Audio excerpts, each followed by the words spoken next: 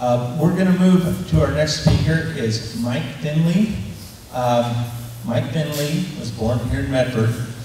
He has 32 years of management in national parks, 15 years as president of the Turner Foundation, distributing grants, clean air, clean water, fishing, hunting. He's currently the chairman of the Oregon Department of Fish and Wildlife Commission for the state of Oregon. Good morning, ladies and gentlemen. My name is Michael Finley. I was born here 72 years ago, and I consider myself an Oregonian even though I left for a number of years. I was appointed to the commission in 2011 on June 30th. I've served 8 years. I was appointed chairman by Governor Kitzhaber in 2015, and again I was appointed chairman by Governor Brown on July 1st of 15. My past experience with the Park Service was quite extensive on the Endangered Species Act. As a law enforcement ranger, I enforced the act, plus other game, fish and wildlife, and other law enforcement violations. As a manager, I had to manage and work with the U.S. Fish and Wildlife Service on endangered species.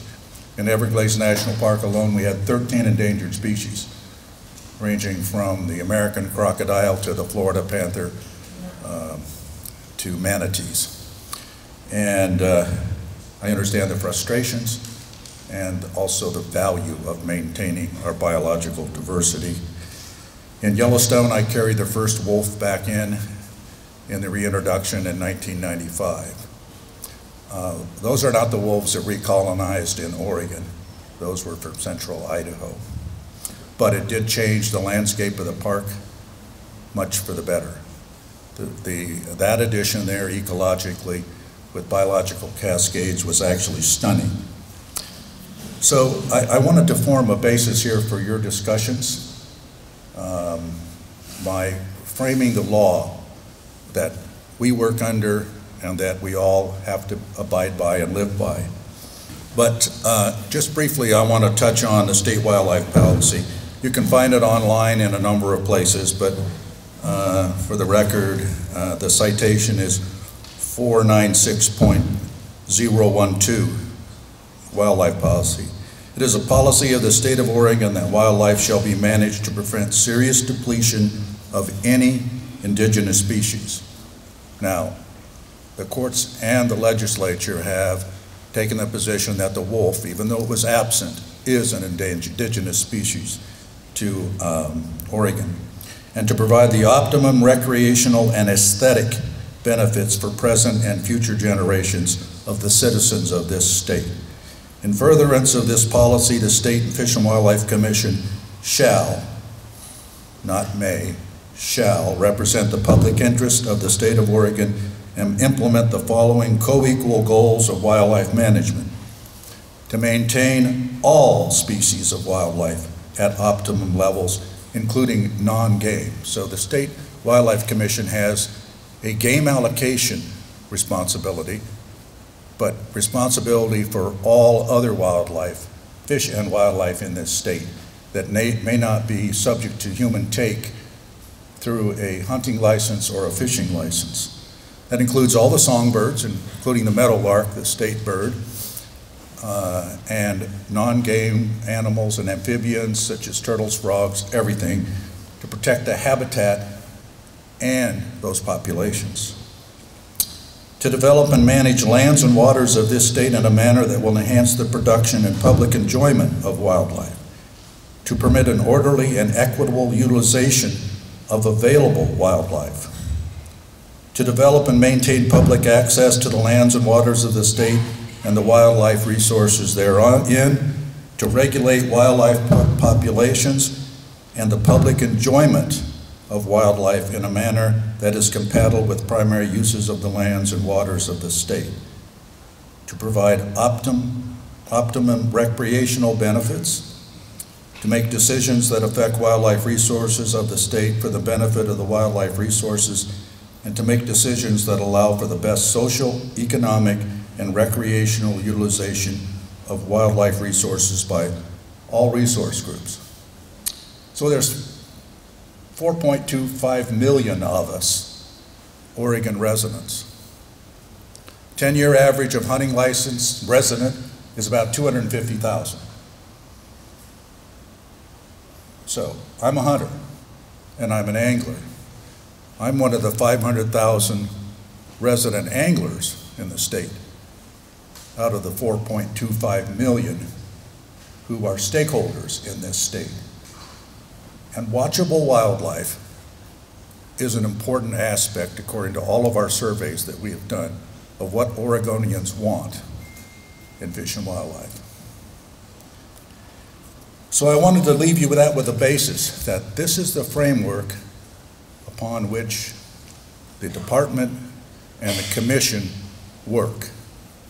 Hopefully in your behalf, but I know who lives and works here, and there are issues, and that's why you're here. The commission itself is comprised of 7 individuals selected by governor, approved by the Oregon State Senate, 1 for each congressional district. So I am replacing Jim Biddle this morning, who's the commissioner for District 2, which is the same congressional district that Congressman Walden represents. So Jackson County is in District 2.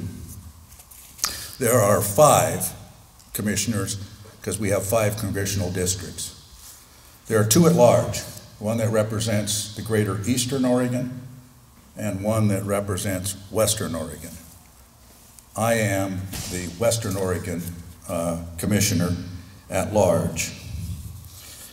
So this is what the law says about your Fish and Wildlife Commission. There's established a state Fish and Wildlife Commission that shall consist of 7 members appointed by the governor, just as I said. The term of each office for each member is 4 years, but a member serves at the pleasure of the governor. So any one of us who is misbehaving or is otherwise not acting in the best interests of the citizens of the state of Oregon as viewed through the lens of the governor can be removed. We haven't had that happen. We've had some counseling sessions, but to my knowledge, we haven't had that happen. All appointments of members of this commission by the governor are subject to confirmation by the Senate. All members of the commission shall represent the public interest, and I underscore that, of the state, and make decisions affecting wildlife resources of the state for the benefit of those resources. Notice it says, but it's a balancing act between preserving resources and the public interest and the private interests. And we're aware of that when it comes to the private interest of either your livestock or your own ranch property. Consistent with the requirements of this subsection, the commission shall provide for the productive and safe, sustainable utilization of wildlife resources for all groups of users.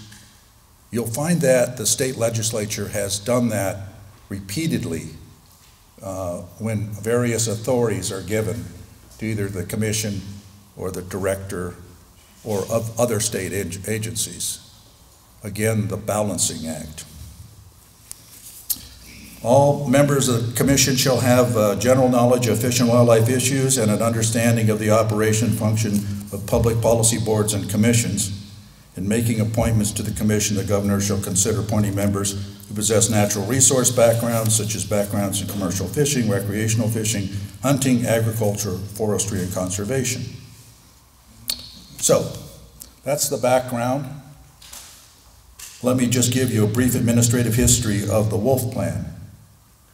When the first aspect of wolf management began, it was this state who took a lead on, we should understand what's going to affect Oregon as it affected Idaho, as it affected Montana, and we should begin planning for that. So the first wolf plan was done in 2005. 2010, the second wolf plan was undertaken. 2015 we of the commission delisted the wolf in Oregon. Now this is going to be something I want to leave with you to think about. I was the deciding vote on delisting the wolf in Oregon.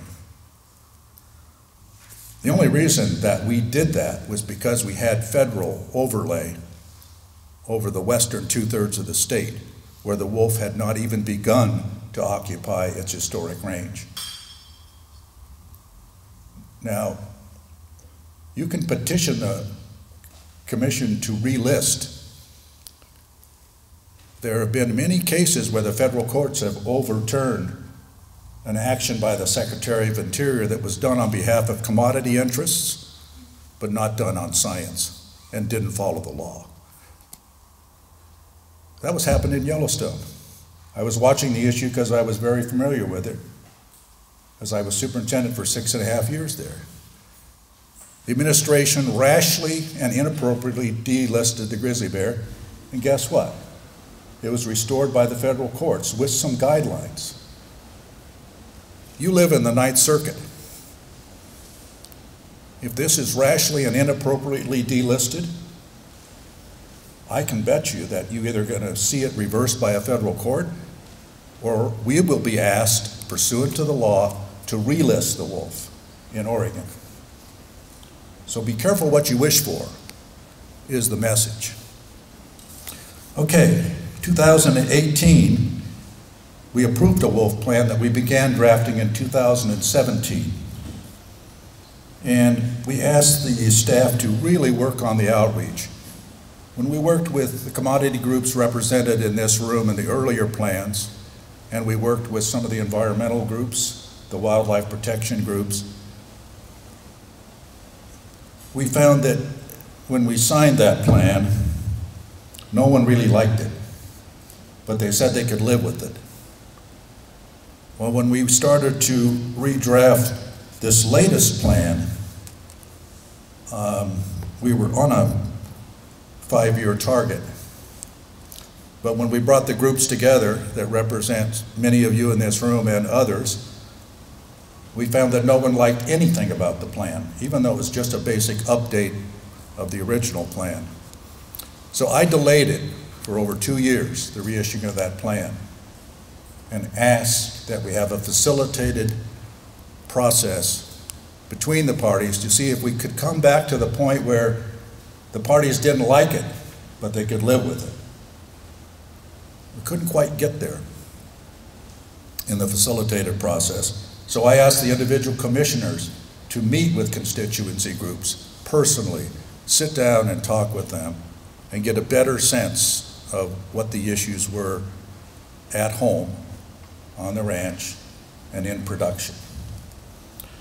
And on June 6th, we adopted a plan on a vote of 5-1. We were short one commissioner at the time.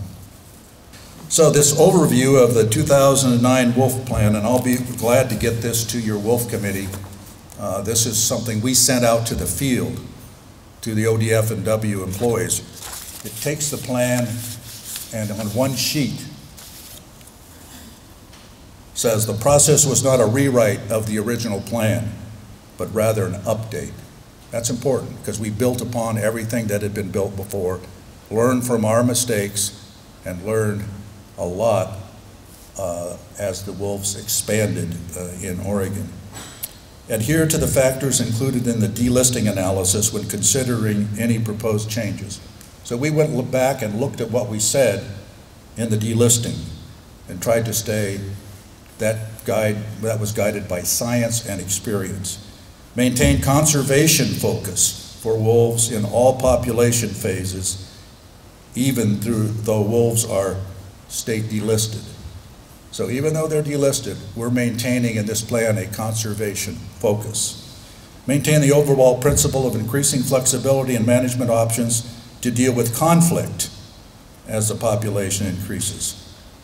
Major flexibility to work with you as property owners or stock owners. And I think we've demonstrated we can do this. This is not an easy issue. And I know it's emotional with many of you in this room. But we're trying to work with the staff to thread this needle and make it work.